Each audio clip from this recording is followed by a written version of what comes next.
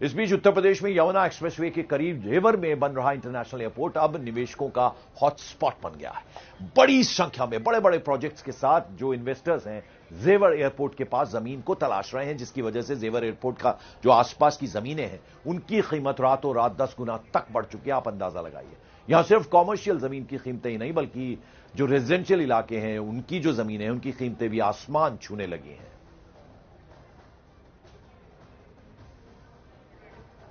तो अब जैसे ही एयरपोर्ट पूरी तरह से चालू होगा उससे कहीं पहले ये एयरपोर्ट अब उड़ान के लिए तैयार हो चुका है। तस्वीरों में हम आपकी उसकी एक झलक दिखा रहे हैं और जितने आसपास के कॉमर्शियल इलाके हैं उनके रेट्स बढ़ गए हैं, इन्वेस्टर्स चूंकि इंटरेस्ट दिखा रहे हैं और यहां तक कि जो रेजिडेंशियल इलाके हैं उनकी जमीनें भी अब काफी जो इन्वेस्टर्स हैं उनकी पसंद बनी हुई हैं और बड़े बड़े प्रोजेक्ट्स के साथ निवेशक जेवर एयरपोर्ट के पास जमीन तलाश रहे हैं।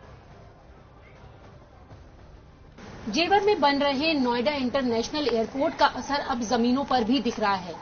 जेवर के आसपास की जमीनें, उनके दाम आसमान छू रहे हैं और अगर हम दामों की बात करें तो दामों में 10 गुना इजाफा देखा जा रहा है और आने वाले समय में जेवर के आसपास की ये जो जमीनें हैं, चाहे वो नोएडा हो, ग्रेटर नोएडा हो, नोएडा एक्सटेंशन हो, वो एक नया कमर्शियल हब बनने जा रहा है।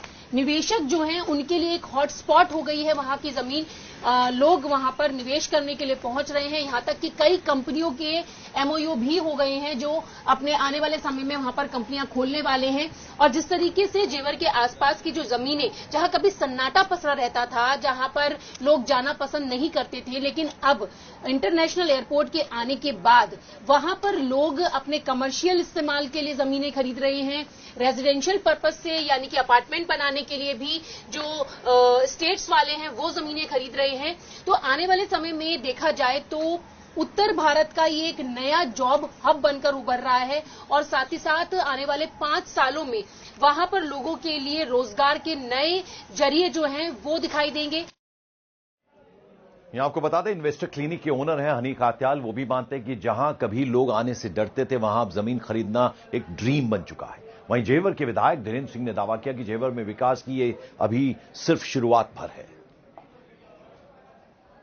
जब हम जैसे एयरपोर्ट के आसपास को सिर्फ एक ही चीज नहीं है, जैसे किसानी की लैंड है एक टाइप, देन प्लॉटेड है, सो जैसे टाउनशिप बनती है तो बहुत सारे डेवलपर्स वहां पर प्लॉट सेल कर रहे हैं, देन उसके बाद रेजिडेंशियल अपार्टमेंट होता है एंड देन कॉमर्शियल शॉप्स आती है। तो अगर हम जमीनों की बात करें तो उसका ज्यादा बेहतर वहां के लोकल लोग दे पाएंगे, बट जितना मेरा अंदाजा है 5-6 हजार 7 हजार रुपए के आसपास में वहां पर बीघों के अंदर जैसे जमीनें बिकती हैं तो ये एक रेट है वहां का।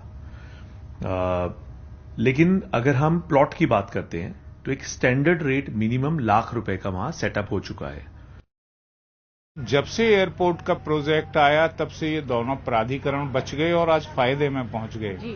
जहां तक हम यहाँ की जमीनों की बात करें तो वो जमीन सोना हो चुकी हैं। जहां कभी धूल उड़ती थी सड़कों पे वहां अच्छी सड़कें बन चुकी हैं। खेतों की जगह बड़ी बड़ी इंडस्ट्री यहाँ लग चुकी हैं, जैसे कुबोटा जापान की कंपनी है आ रही है, सेल कंपनी है आ रही है, सेमीकंडक्टर इकाई का भूमि पूजन हो चुका है, फिल्म सिटी यहाँ स्थापित होने जा रही है। इतनी असंख्य कंपनियां, अगर मैं नाम गिनाना शुरू करूं तो शाम तक मैं बोलता रहूंगा, पर कंपनियों के नाम समाप्त नहीं होंगे।